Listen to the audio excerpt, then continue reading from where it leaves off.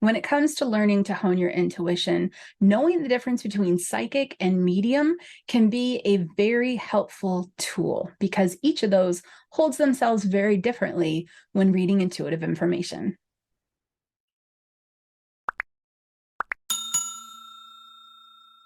Myself, I'm mostly medium. I have a little bit of psychic ability, but most of my abilities intuitively fall into the medium category. And I've heard people say to me, well, not all psychics are medium, but all mediums are psychic. And I'm kind of here to debunk that one today. Psychics and mediums pick up information very differently. And I feel very strongly that if we explore that and explain that, which is what I want to do in this session, it not only gives you, the individual who is honing their intuition, more understanding of what's happening to you so you can really anchor into your strength, whether that falls closer to psychic or closer to medium. But it also helps you if you're going to go get a reading from either a psychic or a medium to really understand what's happening for them intuitively and what you can expect in that reading. There is a general umbrella called intuition. Under that umbrella, you have psychic, you have mediumship, you have animal communication, you have medical intuitives, you have a couple of categories in there, but in general, the two largest categories are going to be psychic and medium. Very different how they hold themselves intuitively, how information flows through their intuitive channel. It is like a scale. On one end, you have psychic, on the other end, you have mediumship, and everyone's going to fall somewhere on that scale. For me, mostly medium. I have a few psychic experiences. We all have access to both of these experiences, but we're going to have a strength that resides somewhere on that scale. Now, how I would describe the ways that intuitive information comes in for a psychic versus a medium, I'm going to describe that in an analogy because I think that's probably the most helpful way to do it. In general, psychics are able to tap into energy. They're able to tap into the energy around a situation, around a person, around a timeline, around a location. And they tap into that energy and pick up information from that energy.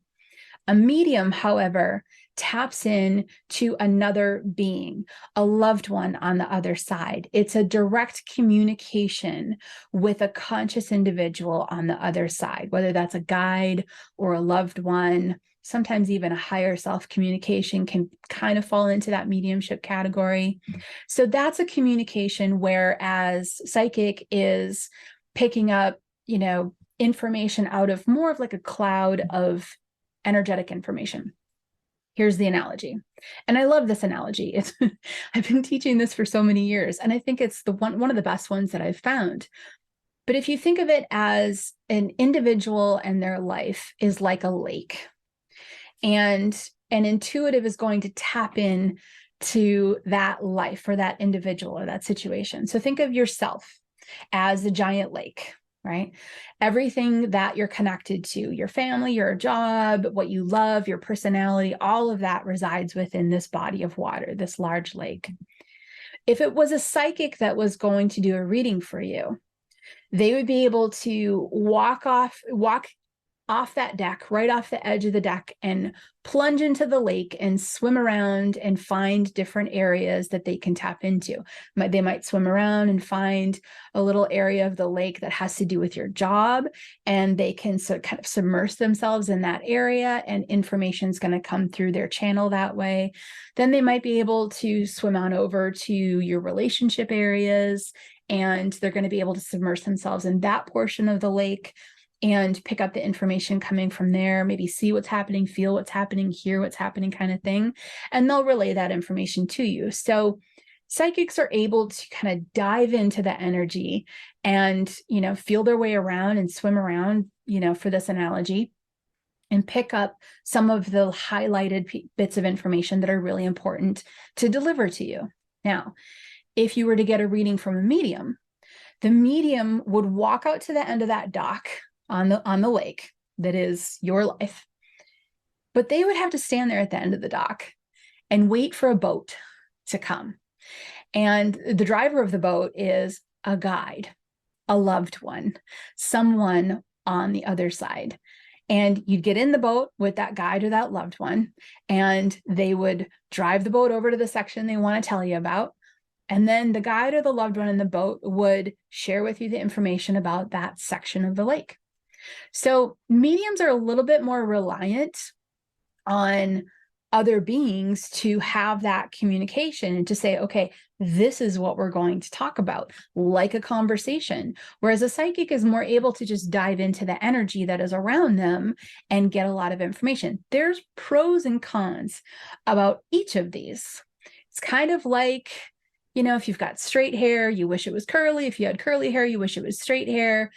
This is one of those things where people that are very heavily psychic sometimes wish that they had some mediumship abilities. Mediums that are very heavily medium wish that they had psychic abilities, and it kind of goes back and forth. We all have access to really all of these abilities, but again, your strengths are going to land in one of these areas on the scale in between psychic and medium. So I guess my message there is to stay open to any experiences. Don't pinpoint yourself into one spot and say, oh, I'm just a medium, I can't get anything psychically, or I'm just a psychic, I can't have a mediumship experience. You're going to have all of the experiences over time. It's going to happen. It happens to everyone. The longer you hone that intuitive channel, the longer you're on your spiritual path, the more you're going to have all these different unique experiences. But you are going to have that one space that you fit into that works really well, that you can rely on when you tap in. For me, I'm a medium. I rely on walking out to that end of that deck and standing there and waiting for the boat to show up to bring me to the spot that we need to talk about. That is a more guide-led, a more loved one-led conversation, where when I sit with a sitter and I tap in as a medium, I'm relaying what others want that sitter to know. Whereas a psychic sits with you, the psychic is able to dive into the areas that are really kind of calling to them to say, hey, this area needs some attention. This area needs some clarification. So as you can see, navigating psychic versus mediumship information is really kind of different. For a psychic, they're able to be magnetically sort of drawn to the area that feels that it needs attention, whereas a medium is drawn to the conscious being that's going to come through and have the conversation to let them know what's the most important information that needs to come through. This is how I share it with friends. I say, here's the deal. If you're psychic and you lose your keys, you can close your eyes, you can think about your keys, and you can most likely find your way to your keys. As a medium, if I lose my keys, I need to wait for someone to show up so I can ask them, hey, do you know where my keys are? That's the difference between the two. And again, as a medium, I have a lot of psychic experiences, and I know a lot of psychics that have a lot of mediumship experiences, taught thousands of students across the globe. The SAGE method itself is taught in such a way that all the tools there can be applied to your path, whether you are a medium or a psychic, wherever you land on that scale. That's one of the reasons why the SAGE method course works so well, is that it is able to kind of transform the tools around your personal strength. And I think it's important for you to know your personal strength. I think it's important for you to know what you can fall back on, what you can land on, and really trust and rely when it comes to your personal intuitive channel. So if you don't quite know yet where you fall on the intuitive scale of psychic or medium, don't worry. Keep playing around with different tools, with different techniques, keep tapping in different ways. It's all about experimenting. It's all about trying different things to see what really resonates with you. But I will say this, if when you tap in, it doesn't feel like a conversation, it just feels like information showing up, little bits of information, chances are good you're falling a little bit closer to that psychic scale. And if you tap in and you feel like you're having a conversation or that someone is telling you something, then you're going to land a little bit more on that mediumship side of the scale. It's great to know how these things work. This is part of the Sage Method course itself because I think it's important. If you know how things work, they're easier to access and easier to use. And I think it's a really, really vital part of it. So jump into this, play around with this. Next time you get a piece of intuitive information, ask yourself this question. Did that just show up and it was like a piece of information that just sort of showed up in front of me? Or did I feel like somebody said that to me or somebody told me that bit of information? From there, you're going to start to get that feel of exactly where you land on that scale, a little bit more toward psychic or a little bit more toward medium. And you might end up right in the middle. That's where most people land. Now, I'm not a fan of labels, but it does help to understand how things come through and where you might land on that scale. It also really helps to learn how to feel your intuition. So for you, I think this video is the best choice to watch next.